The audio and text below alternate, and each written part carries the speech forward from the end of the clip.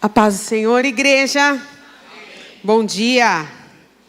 Que semana maravilhosa que o Senhor tem nos dado, amém? Semana de aprendizado, né? De coisas que o Senhor tem ministrado a nós. Então tem sido uma semana muito abençoadora. Diga você essa frase: eu sei de muita coisa,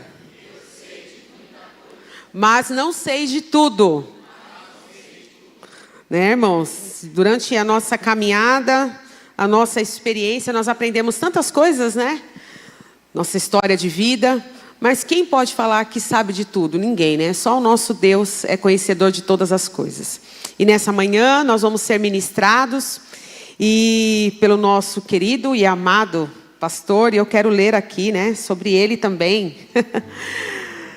Na 8ª sessão da nossa conferência da família, temos a alegria de receber um servo de Deus, casado há 23 anos com Suzy Costa, eu mesma, com quem construiu uma linda família. É pai da Larissa, de 17 anos, e do Lucas, de 15 anos. Vivendo a fé com integridade e compromisso no lar, na igreja e na missão. É pastor presidente do campo OBPC Jardim Helena, músico, cantor, compositor e homem que tem se dedicado ao cuidado da igreja local e à formação de discípulos, guiado pela visão de uma igreja família de pastoreio excelente. Sua trajetória ministerial começou na música como baterista e ao longo dos anos foi direcionado por Deus a ministrar louvores e posteriormente no ministério pastoral. Foi capacitado por instituições como o Instituto Canzion Brasil, Instituto Integrity Music, Adoração e o Instituto Adoração e Adoradores, onde também atuou como professor ao lado do pastor Masao Sugihara. Em sua formação teológica, estudou no IBBC, no Seminário Teológico Servos de Cristo, e foi profundamente influenciado por mestres como Israel Sifoleli, Itamir Neves, Ziel Machado e Israel Mazakorati. Por mais de 30 anos, tem sido discipulado pelo pastor Isaías Soares dos Santos, com quem trabalhou por 2 décadas no Tabernáculo Jacuí. Uma caminhada que segue até hoje como base espiritual para a sua vida e ministério. Hoje ministrará sobre o tema Família segundo o plano de Deus. Antiga na origem, atual na missão. Então, com muito amor e carinho, né, e expectativas de Deus, vamos receber o nosso pastor, aplaudindo ao Senhor, nosso pastor presidente, pastor Eliseu Costa. Uhul!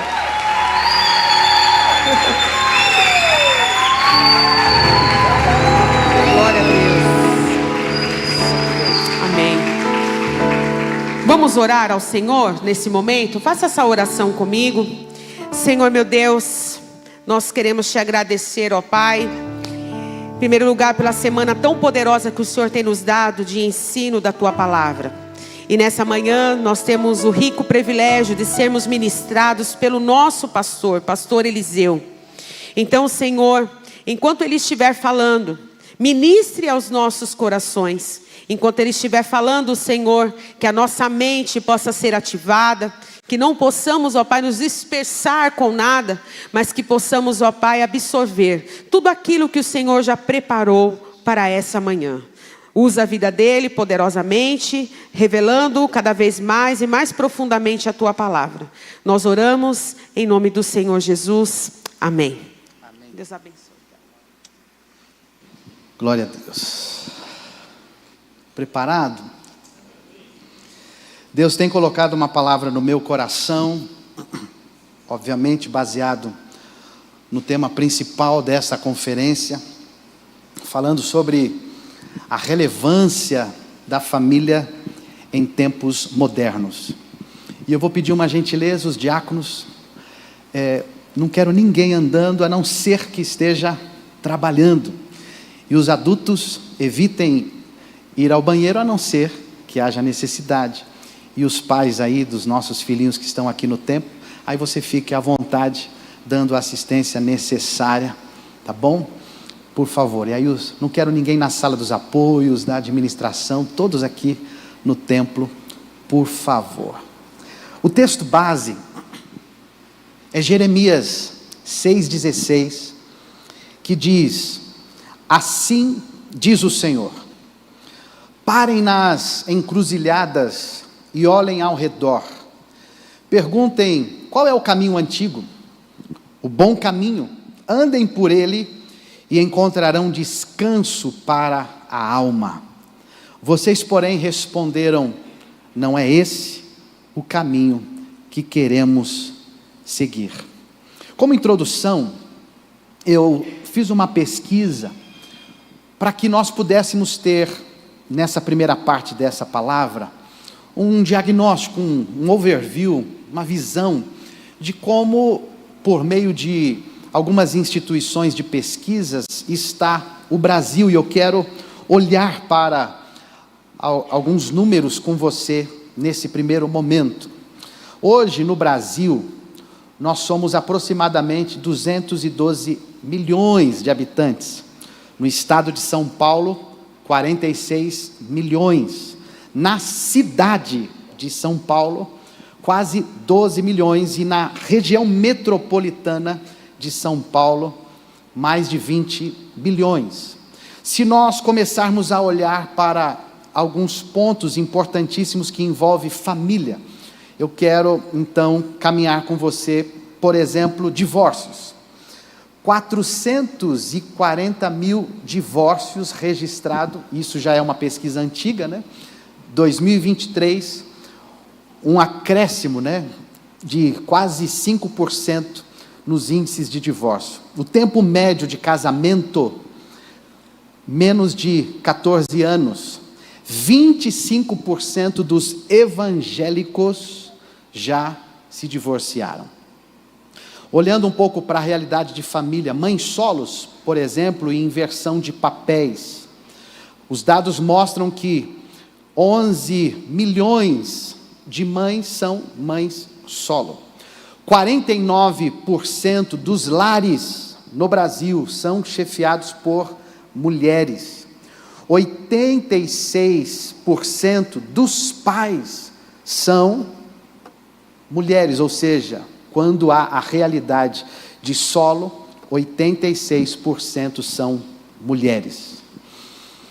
Na estrutura familiar, casais com filhos, 41% em 2010 e 30,7% em 2022.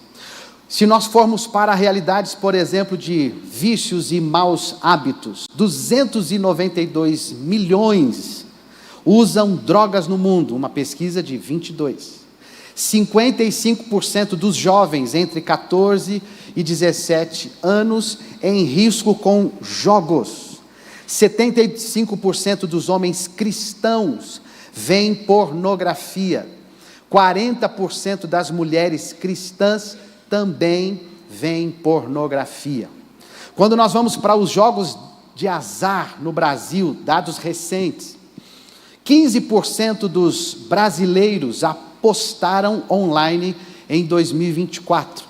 Ainda não entrou dados de 25. 68% já participaram de algum jogo de azar. 76% dos internautas já apostaram. Qual é o perfil do apostador? 62% são homens e 38% mulheres. 56% desses apostadores têm entre 16 e 39 anos. 40% têm ensino médio completo. 52% desses apostadores ganham até 2 salários mínimos. Foi feita uma pesquisa dessas bolsas do governo. As pessoas que ganham essas bolsas, Bolsa Família, enfim, todos esses benefícios, muitos desses gastam 60% em apostas. Mas vamos lá, dentro ainda desse perfil, R$ 216 por mês, gasta um apostador frequente. R$ 102 por mês gasta um apostador ocasional. O mercado movimenta até 120 bilhões por ano Isso equivale a 1% do PIB nacional. Por isso, você vê o interesse até do governo em legalizar esses jogos. Betis, Tigrinho, enfim, você vê que tem um interesse monetário, financeiro, econômico. Endividamento por conta desses vícios. 47% dos apostadores estão endividados por conta de jogos. 64% estão negativados. 10% com risco de vício, ou seja, quase 3 milhões de pessoas estão com risco de estarem viciados em jogos. Eu já acompanhei casos de pessoas que perderam mais de 500 mil reais em vício, em jogo de internet. Já acompanhei pessoalmente. 16% veem a aposta como investimento. Coisa séria, só um diagnóstico. Se formos olhar para o álcool, 58% da população consome álcool. 41% dos jovens de 15 a 19 anos bebem. 35% praticam beber pesado. Sabe aquela musiquinha que cantam beber, cair, levantar? 35% é gente assim, que bebe pesado. Quais são os impactos disso? 12 mortes por hora, 104 mil ao ano. 86% das mortes por conta de vício com álcool são homens. 27 internações. As principais causas, obviamente, dependência e o fígado já comprometido. Se nós vamos para a fé e a irreligião, ou seja, 25% dos jovens entre 16 e 24 anos dizem sem religião. 53% dos brasileiros não leem livros, incluindo a Bíblia. 54% dos cristãos têm medo, receio de evangelizar. Se vamos para um olhar, violência familiar, 673 casos diários de violência infantil, de 0 a 6 anos. 200 mil casos de abuso sexual infantil. Isso uma pesquisa de 15 a 21. 62% dos abusos são cometidos por familiares. 85% das crianças já agrediram verbalmente seus próprios irmãos. Se nós vamos para a ideologia de gênero e papéis, uma discussão frequente já nas igrejas, cresce a redefinição de identidades e papéis. As igrejas estão reagindo, com debates, assuntos, ministrações, conferências e também o discipulado, porque já é uma resposta da sociedade diante de todos esses movimentos que uma parte considera algo normal, mas a igreja tem se posicionado porque não é normal, embora seja comum nos nossos dias. Vamos olhar um pouquinho para a questão sexual. 28% dos adolescentes entre 13 e 15 anos já tiveram relações sexuais. Quase 30% dos homens brasileiros perderam a virgindade antes dos 15 anos. Quase 9% das mulheres brasileiras iniciaram a vida sexual antes dos 15 anos. A idade média da primeira relação sexual está entre 16 anos e meio, para os homens, e 18 anos para as mulheres. O uso de camisinha na última relação sexual entre adolescentes de 13 a 17 anos caiu de 72,5% em 2009 para 59%, ou seja, no mesmo ano. Entre meninas, o uso caiu de 69% para 53%, entre meninos de 74% para 62%. Não sei se vocês viram, mas nós tivemos aí vídeos que viralizaram. Cláudia Raia falando da sua filha de 12 anos. Eu dei para minha filha um vibrador, minha filha de 12 anos, para que ela pudesse conhecer o seu corpo. E isso se torna uma narrativa de padrão, de modelo, de instrução. Pais de meninos apresentam seus filhos à pornografia ou a prostíbulos para que iniciem ou desenvolvam a sua sexualidade. Por conta até mesmo da questão de orientação sexual, alguns pais, por medo de que os seus filhos meninos, homens, se tornem gays, eles querem iniciar os seus filhos por meio da pornografia, por meio da prostituição, achando que esse caminho vai dar solução a essas questões. Nós tivemos também acesso a uma fala daquela atriz Débora Seco, casada, e ela defende o casamento aberto, Então a fala dela é o seguinte: olha, não, isso é comum entre nós, já é um acordo, eu só preciso saber com quem ele vai ter relação, ele só precisa saber com quem eu vou ter relação, mas o nosso casamento, isso já está acordado. Quando a gente vai para a realidade da infidelidade, então nós temos aí uma realidade de 80% dos brasileiros já traíram seus parceiros, 62% consideram a infidelidade algo natural, mas com limites, e é onde entra aí a fala dessa atriz Débora Seco. Apenas alguns dados, apenas alguns olhares, e até mesmo alguns dados que nem estão totalmente atualizados, mas este é o cenário da nossa nação. Entretanto, nós estamos sendo desafiados a olhar para esse tema, a relevância da família em tempos modernos. Ou seja, o tempo moderno é exatamente isso. Os dias que vivemos são exatamente esses. Esses são os diagnósticos, E eu poderia ser, obviamente, até um pouco mais profundo em alguns temas, mas nós temos aqui um objetivo, e eu acredito que essas informações, de alguma forma, já deva ter impactado você. A questão é, será que alguns de nós está inserido nesses números, nesses índices? Porque nós estamos sendo chamados a justamente entendermos a relevância da nossa família nesta sociedade, nesse contexto tão desafiador, tão problemático, tão difícil. E o que é então relevância?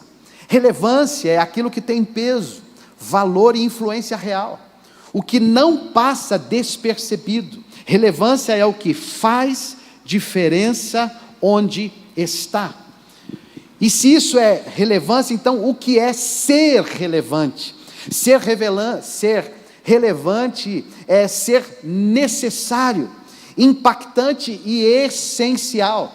É exercer presença com propósito e deixar marcas que apontam um caminho. Não apenas existir, mas transformar. Isso é ser relevante. E o que é uma família relevante à luz da Bíblia? Porque estamos sendo chamados para isso. É aquela família que, como Josué declarou, que serve ao Senhor. Cantamos há pouco.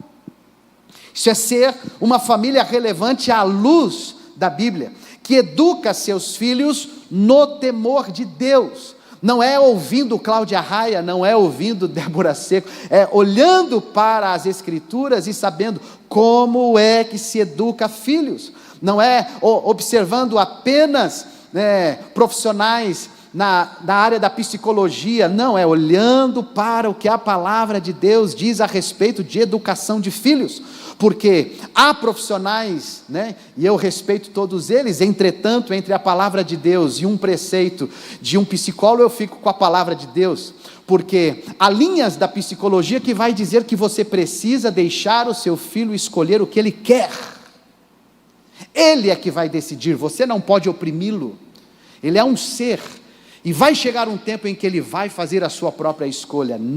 Não é assim que a Bíblia diz. A Bíblia diz que há uma palavra que deve ser inculcada, ensinada, dita, falada, e essa palavra vai se tornar uma verdade dentro dele, e essa palavra dentro dele vai produzir transformação para a glória de Deus. Uma família relevante à luz da Bíblia é aquela que ama com sacrifício, é aquela que cultiva a verdade, que vive como carta viva de Cristo, que permanece íntegra e fiel mesmo em meio à cultura que tenta apagar seus princípios. Então, olhando para isso, quais são os maiores desafios de ser uma família relevante hoje? Simples e ao mesmo tempo complexo. Os desafios são desprezo pela pureza, santidade e integridade. Não há desejo de viver para agradar a Deus, mas sim aos próprios prazeres e vontades. Pressões culturais que relativizam o certo e o errado. Inversão de valores que promove o egoísmo acima do serviço. A velocidade da vida moderna que substitui presença, essência, por performance. Fragilidade emocional que mina os vínculos profundos. Cada vez mais nós vemos uma geração fraca emocionalmente, fraca espiritualmente, sem resiliência. Aqueles dados de mãe solo, ou seja, em que a maioria são mulheres, se você vai buscar o histórico, foram abandonadas por meninos, moleques, que não assumem a sua responsabilidade porque são frágeis emocionalmente, não assumem o papel de cuidado, de zelo, de governo, de proteção, e muitas vezes abandonam as mulheres com os seus filhos. O desafio é a desconstrução ideológica, que tenta redefinir o que Deus estabeleceu. Irmãos, a palavra de Deus que diz que Deus fez homem e mulher, macho e fêmea, foi o que Deus fez, e esta é a verdade da palavra de Deus. Qualquer coisa contrária a esta verdade é sofisma, é mentira. Nós não cremos, nós não vivemos, nós não nos submetemos, respeitamos toda opção, toda decisão de alguém que não crê como nós. Amamos, porém não concordamos. Os irmãos estão entendendo? É assim que funciona. A relevância da família, então, está em ser um reflexo do plano eterno de Deus, oferecendo direção, segurança e propósito em meio às encruzilhadas e armadilhas da cultura moderna. Aqui está a relevância da nossa família, não em sermos perfeitos, mas de sermos um reflexo do plano eterno de Deus, porque estamos comprometidos com Deus. A nossa aliança é com Deus, o nosso compromisso é com Deus e a sua palavra, os seus preceitos, os seus valores, e comprometidos com Deus, não com o mundo, não com a cultura, não com aquilo que esta sociedade impõe como valor, como princípios, como caminho. Não, nós estamos comprometidos em ser um reflexo eterno do plano de Deus, e assumindo essa posição, oferecer direção, segurança e propósito. Irmãos, direção, segurança e propósito começa dentro de casa, é dentro da sua casa. A direção tem que estar lá dentro da sua casa. Quando nós olhamos para a segurança, a sua casa precisa estar segura. Quando se trata de propósito, o propósito começa dentro da sua casa. Então Deus está nos chamando para entendermos a relevância da nossa família hoje, diante de todos esses dados, diante de todas essas realidades. Jeremias, nesse texto que lemos, ele profetiza durante um tempo de apostasia nacional em Judá, às vésperas do exílio babilônico. O povo já havia abandonado os mandamentos do Senhor, trocado a verdade eterna por enganos culturais, religiosos e políticos. O povo se recusava a ouvir a palavra de Deus, os sacerdotes e profetas pregavam engano, havia rejeição à correção divina, e Deus os chama para quê? Para refletir, para olharem e retornarem aos caminhos antigos. Então, é um clamor divino para que o povo se reconecte com a sua identidade, com a sua missão, com a sua aliança com Deus, e para nós são princípios que se aplicam perfeitamente a nossa família nesses dias. Então, olhando para o texto que lemos, eu quero trazer algumas verdades além daquilo que eu já disse até aqui.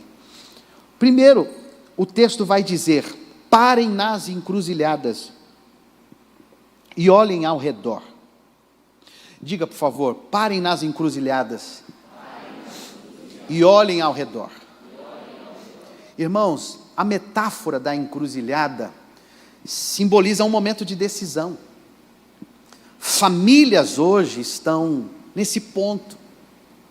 Você precisa olhar o que está acontecendo, como as coisas estão acontecendo. Não dá para a gente ficar olhando e não perceber que o negócio está sério. As coisas estão sérias. Cada vez mais a iniquidade tem se multiplicado.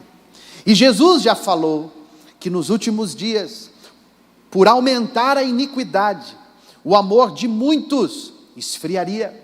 Então nós precisamos ficar atentos, ou seja, nós vamos seguir os valores do mundo moderno, ou vamos voltar às veredas antigas, ou seja, ao caminho antigo. Nós estamos construindo o nosso lar, segundo o plano de Deus ou segundo o fluxo do mundo? Estamos mais preocupados com conforto ou com obediência? Quando Jesus fala a respeito de pregar o Evangelho, de fazer discípulos, a dinâmica é simples. A dinâmica é: serão ensinados a obedecer a tudo que eu lhes ordenei. Então nós não fomos chamados, irmãos, para conforto, embora Deus possa nos abençoar tanto e nos dar qualidade de vida. Mas quando se trata de verdades, quando se trata de reino de Deus, quando se trata de valores, quando se trata daquilo que Deus quer fazer em você, na sua família, e por meio de você e da sua família, nós não somos chamados para o conforto, nós somos chamados para a obediência. Nós somos chamados para nos submetermos ao que a palavra de Deus diz, as orientações que a palavra de Deus nos dá. Então, chegou a hora de nós pararmos nas encruzilhadas. Chegou a hora de você parar, você casal, e de fato ter uma clareza, como está o seu casamento. De você, pai, parar, olhar para o que o mundo está propondo, e você ter clareza, para onde meu filho está sendo direcionado. Está na hora de você olhar para os seus vícios, as suas inclinações pecaminosas, ver todos esses dados e tantos outros que poderiam ser ditos, e você saber: peraí, para onde eu estou indo? Eu estou comprometido com qual verdade? Eu estou comprometido com qual vereda? Eu estou comprometido com qual reino? Ou é o reino do céu, ou é o reino das trevas. Não tem meio termo. Ou as veredas são as antigas que revelam a palavra de Deus, ou as veredas são as modernas, que vai conforme o fluxo do mundo. Deus nos chama para esse lugar de uma decisão, mas não é uma decisão cega, não é uma decisão sem compreensão, sem clareza. Não, nós precisamos enxergar para onde o mundo está indo, e para onde Deus está nos chamando, e para onde nós vamos. O segundo ponto que o texto diz é: perguntem qual é o caminho antigo. Ou seja, as veredas, o caminho antigo, são os caminhos revelados por Deus desde o início, irmão. São os princípios eternos sobre adoração, obediência, aliança, verdade, e especialmente família. A família é uma vereda antiga. Diga, por favor, a família é uma vereda antiga. Irmãos, foi Deus que estabeleceu, foi Deus que instituiu, veio de Deus. Ela é instituída por Deus. Em Gênesis 2:24 nós vemos isso. Ela é fundada na aliança, não é contrato, é aliança. E ela é sustentada pela fé, amor, autoridade espiritual e missão. Buscar as veredas antigas é perguntar como era o plano original de Deus para a família. Como posso aplicar esses princípios hoje? Nós precisamos, diante das encruzilhadas, diante dos caminhos, diante das propostas, diante das possibilidades, perguntar pelo caminho eterno, pelo caminho antigo, pela palavra de Deus. A pergunta é essa: o que Deus diz a respeito? Eu não quero saber o que Cláudia Raia diz a respeito, eu não quero saber o que o influencer diz a respeito, eu quero saber o que Deus diz a respeito, eu quero saber o que a Bíblia diz a respeito, porque é isso que vai fazer a diferença.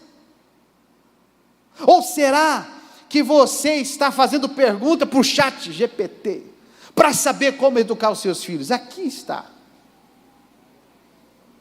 Aqui. O que Deus tem, e o que nós precisamos perguntar é isso. O que a palavra de Deus diz? O que a palavra de Deus diz? Diga, por favor, eu preciso perguntar. O que a palavra de Deus diz?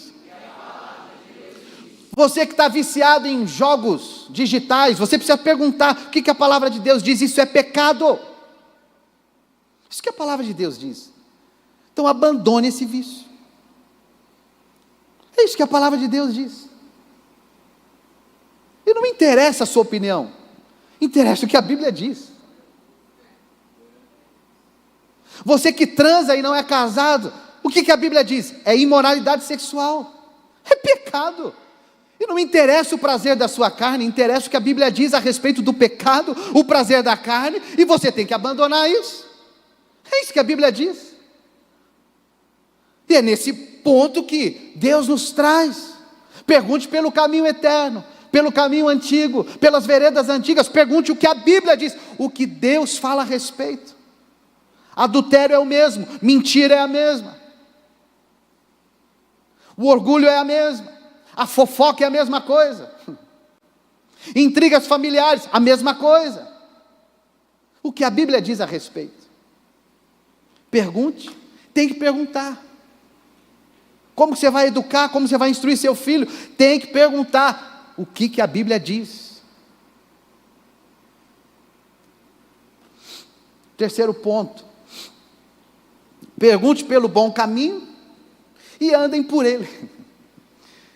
Diga, por favor, não é só perguntar, é andar por ele. Precisa andar por ele. O bom caminho é o caminho da fidelidade, da obediência, da santidade e da comunhão com Deus. Deus não quer apenas que identifiquemos o caminho certo, mas que caminhemos nele diariamente, com nossas famílias. Nós precisamos estar nesse caminho. Que caminho? O caminho da vontade de Deus, da fidelidade a Deus, da santidade para com Deus. Nós precisamos estar nesse caminho, irmãos. Não é apenas discernir o que é certo, porque senão vai acontecer como alguns fazem. Vai lá para a igreja e ora por mim. Não é isso. Não é isso.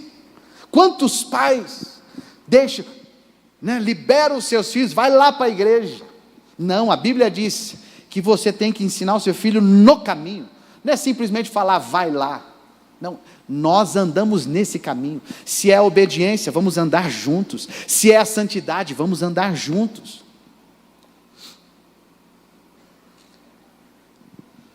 A família precisa andar junta nesse caminho. Pais sendo exemplo espiritual. Já vimos isso em Deuteronômio. Filhos sendo instruídos e corrigidos com amor e firmeza. Casais edificando o lar com compromisso e perdão. Solteiros vivendo propósito e santidade. Irmãos, nós, desde segunda-feira, estamos recebendo palavra,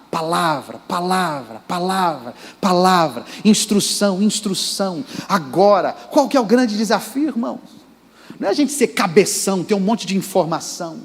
O desafio agora é aplicar tudo isso com a ajuda do Espírito Santo. não de forma legalista, como regras, sabe, como imposição, não, mas com amor, porque se temos o Espírito Santo, então nós temos paixão por obedecer a Deus, nós nos inclinamos, porque o Espírito Santo, a natureza divina está em nós, então andar por este caminho não é pesado, é prazeroso, porque não é por força nem por violência, é pelo meu Espírito, diz o Senhor.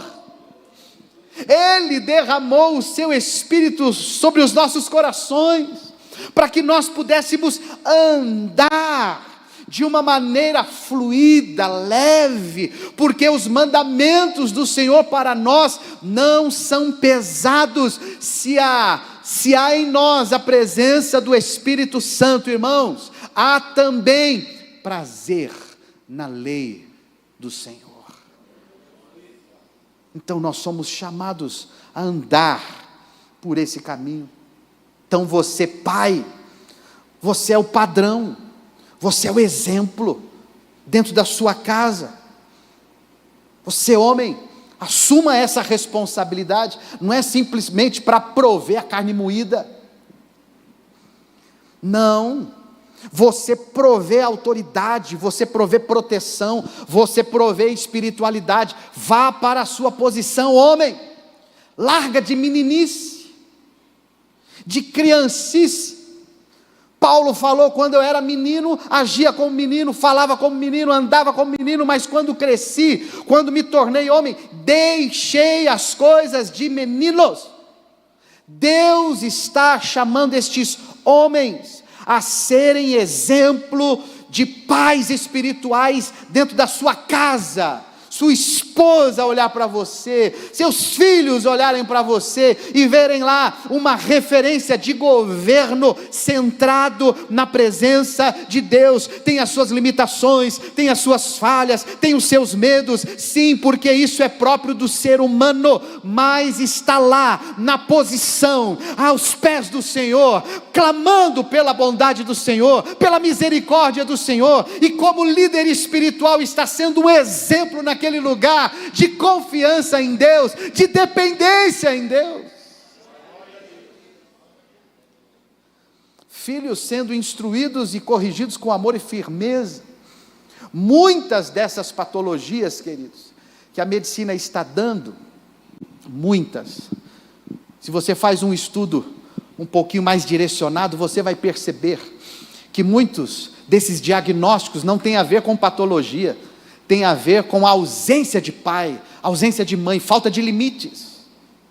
Alguns são patológicos, diagnosticadamente correto, mas muitos são filhos que os pais não estão presentes, não estão pondo limites, não estão instruindo, educando como deveria. E aí é mais fácil dizer que tem determinado perfil, né? Porque aí você já rotula e fala: então a responsabilidade não é minha, é porque ele tem problema com isso, entendeu? Talvez, ele tem TDAH, mas tirar o celular, não tira, porque o excesso de tela provoca estímulos neurais altíssimos, que rouba o desenvolvimento cerebral, e que produz malefícios terríveis, e aí, claro, não consegue focar, não presta atenção, não termina atividades, tem um alto grau de agressividade, por isso que está lá, irmãozinhos que já verbalmente, né, ofenderam seus próprios irmãos, mas é óbvio, olha como que está o estímulo neural, e é uma questão física, que qualquer pesquisa, numa linha neurocientífica que você fizer, você chega a esses dados, a essas informações. Então, muitos desses malefícios é por ausência dos pais, negligência dos pais. A educação positiva, perigosíssima, claro, você tem um lado do desenvolvimento pessoal, entretanto, tome cuidado, porque você tem que ter um equilíbrio, e o seu ponto de equilíbrio de início está aqui, a vara ainda é uma ferramenta divina. Lá em casa era chinelo. E teve um dia, o Lucas crescidinho, cadê o Lucas? Vou falar dessa, tá bom, Lucas? Peguei o Lucas, e eu já falei como que era a correção na época, né? Pegava o chinelo, e aí falava: filho, você sabe como eu te amo? O meu amor por você é tão grande. Porém, filho, eu falei para você que não deveria fazer isso, e eu falei 2, 3 vezes. E eu disse a você que se você não obedecesse, você seria disciplinado. E porque eu te amo, e você não me obedeceu, eu vou te disciplinar. Você está entendendo, Lucas? Abaixava assim ele. Então vira aí. E eu vou dar uma chinelada. Se você sair, você leva a segunda. Ele virava e eu pegava o chinelo, puf, dei a primeira. Aí ele olhou para mim assim, não doeu.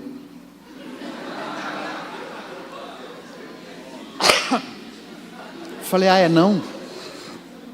Então, pode abaixar a calça. Pode abaixar a calça. Pode abaixar a calça, rapaz. Aí ele abaixou. Aí chorando eu abraçava. Isso era um ritual. Tanto Lucas e Larissa, quando eu precisava fazer, era assim. Aí eu abraçava: filho, como eu te amo. Eu estou te disciplinando porque eu te amo. A Larissa, no começo, ela quer saber. Mulher, né? Mais emotiva, assim. Mas precisa. A vara, o chinelo, só não bata com a mão. Mas a vara, o chinelo, ainda é uma ferramenta divina.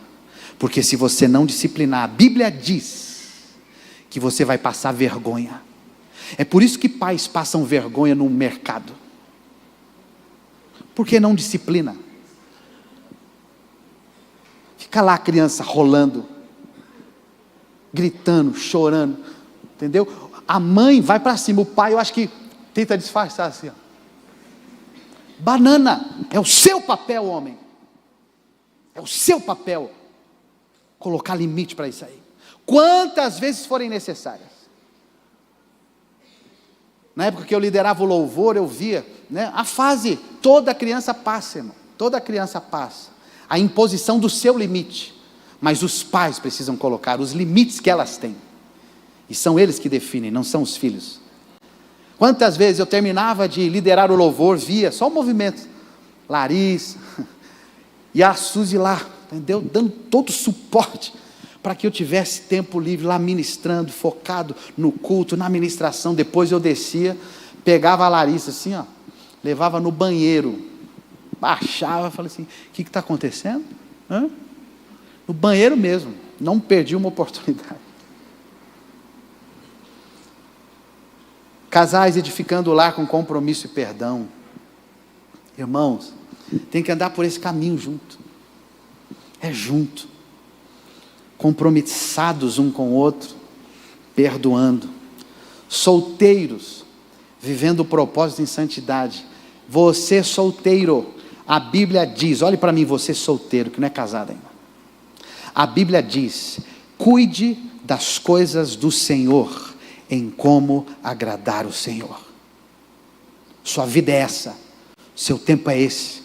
Se vai estudar é para a glória do Senhor, se vai trabalhar para a glória do Senhor. Você se envolva na igreja, se envolva no ministério, põe a mão no arado. Se ainda não casou, a sua prioridade é o reino, são as coisas do Senhor, é a igreja, é o ministério. Estuda, trabalha e se envolva na igreja. É isso que você precisa fazer. Entendeu? Sexo é para depois do casamento, é no casamento. A bênção do Senhor para o sexo é no casamento. E está uma onda, tome cuidado. Você solteiro, você que namora, que está uma onda. Entendeu? De que pega, fica pelado, um masturba o outro. Entendeu? Ah, não tem penetração, não fiz sexo. É sexo, é pecado, é imoralidade sexual. Isso é pecado. A bênção do sexo está para o casamento. Fora disso, é imoralidade sexual, a Bíblia diz. Os irmãos estão entendendo? Hoje é pesado, hein? Fala para quem está do teu lado, o negócio está tenso hoje.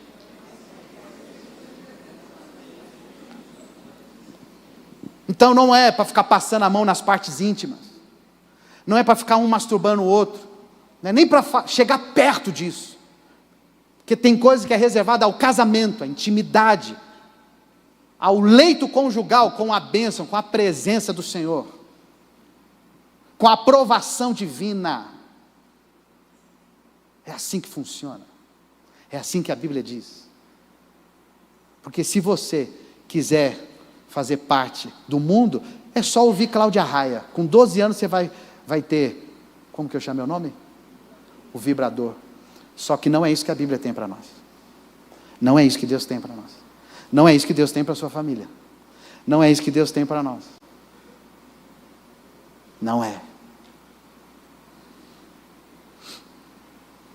Famílias que vivem a palavra desfrutam de unidade mesmo em tempos difíceis, propósito mesmo em tempos de incerteza, esperança mesmo em meio ao caos cultural. Unidade, propósito e esperança precisa estar dentro da nossa casa. Por quê? Porque as coisas estão perfeitas, porque as coisas, que nós vivemos são plenamente perfeitas? Não. Porque nós estamos por um caminho, trilhando um caminho seguro da palavra de Deus, e se estamos aliançados com Ele, Ele sustenta, Ele guarda, Ele vai nos dar unidade, Ele vai nos dar propósito, Ele vai nos dar esperança, nós estaremos seguros, nós estaremos guardados. 5. O texto, é terrível ler esse texto, mas vocês porém responderam, não é esse o caminho que queremos seguir. Essa é a tragédia da obstinação, rejeitar a direção de Deus e escolher o próprio caminho. Muitos lares modernos fazem essa escolha quando substituem a Bíblia por opiniões, negligenciam a oração, trocando princípios por padrões culturais. Guarde uma coisa, a maior ameaça à família cristã não é o mundo lá fora, mas sim ignorar dentro de casa os caminhos de Deus revelados em sua palavra. Então, a ameaça não é o que está acontecendo lá fora, mas como você está vivendo dentro da sua casa. É dentro da sua casa. E aqui está a maior ameaça à família cristã. Ignorar onde? Ignorar dentro de casa os caminhos de Deus revelados em sua palavra. Então, o texto vai dizer: parem, olhem, perguntem, voltem e caminhem. Se queremos famílias relevantes e saudáveis, irmãos, nós precisamos resgatar os princípios da aliança com Deus. Precisamos andar pela palavra e não pelas tendências da cultura moderna. Precisamos decidir que nosso lar será um lugar onde Deus habita. Família, você está disposta a voltar para as veredas antigas? A restaurar o altar da palavra e da oração em sua casa? A viver o plano original de Deus com fé, coragem e fidelidade? Coragem como Josué teve. Nós cantamos, e daqui a pouco vamos cantar novamente esta canção. De olhar para a nação e ele como líder, ver que alguns estavam fazendo a opção dos deuses antigos, dos deuses lá do Egito, dos deuses dos antepassados. As escolhas que eles estavam fazendo era não por Deus o eterno, o libertador, mas por deuses pagãos, vivendo a partir daquilo que aquele credo oferecia. os rituais, o modo de vida propunha. Mas Josué diz não. Reuniu a todas as famílias, chamou todas as famílias. Ele disse: olha, hoje é um dia de decisão aqui. Como Deus estava falando por meio de Jeremias.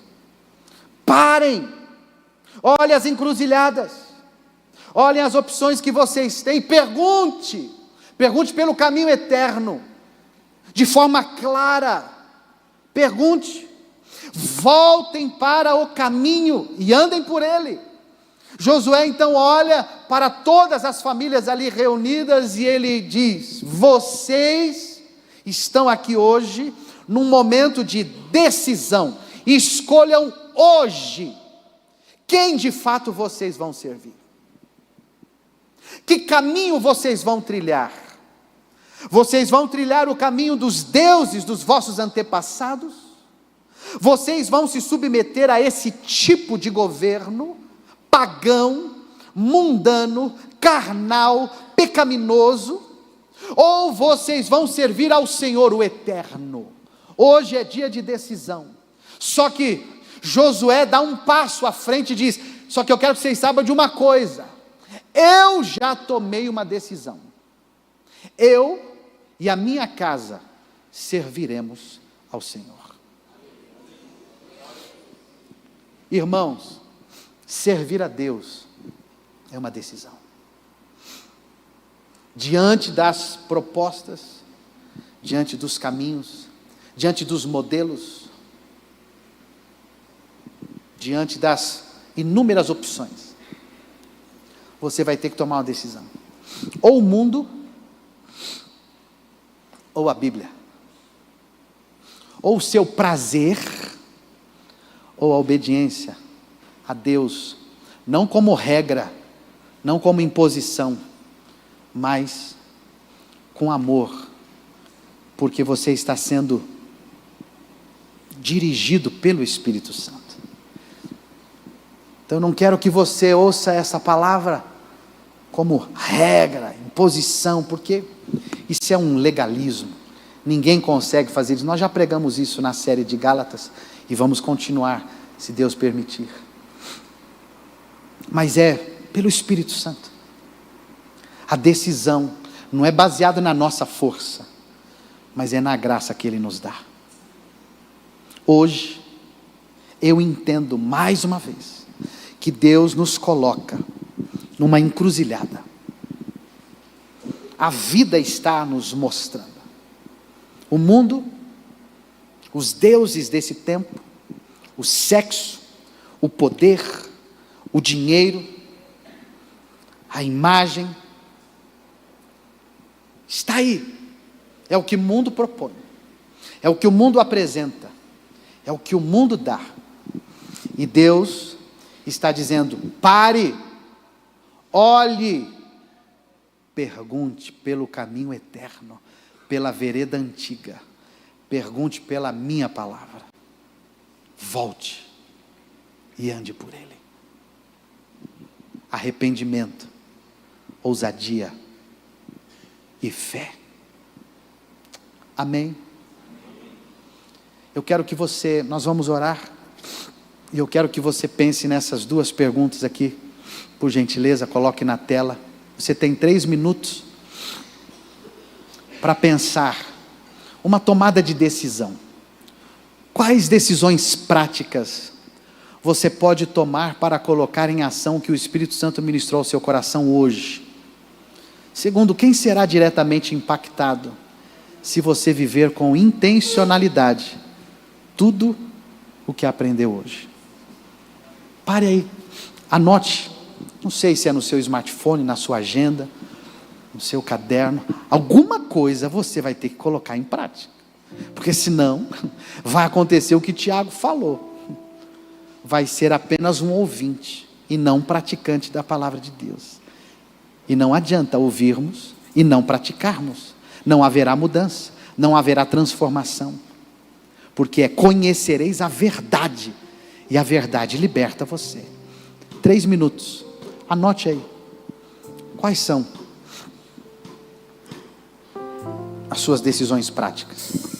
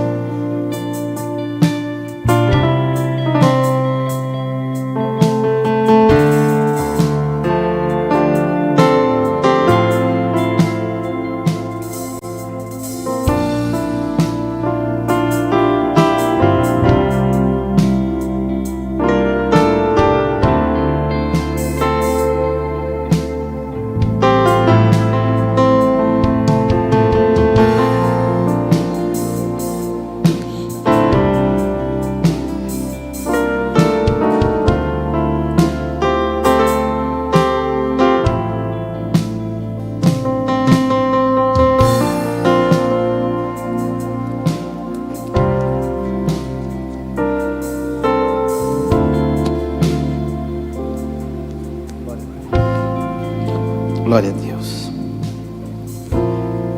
Nós queremos orar baseado nessa tua tomada de decisão. Convido os pastores que aqui estão, as pastoras. Diga, por favor, não é por força, nem por violência, mas é pelo meu Espírito, diz o Senhor. Nós dependemos do Espírito, que Ele nos leve a esta vereda antiga, a este caminho. Então a nossa oração é uma oração que confessa a nossa convicção, cremos na palavra e queremos andar nela, mas precisamos do Espírito Santo nos capacitando. Não é no nosso braço, não é na nossa força, não é na nossa imposição, é na ação poderosa do Espírito Santo em nós. Oremos. Pai querido,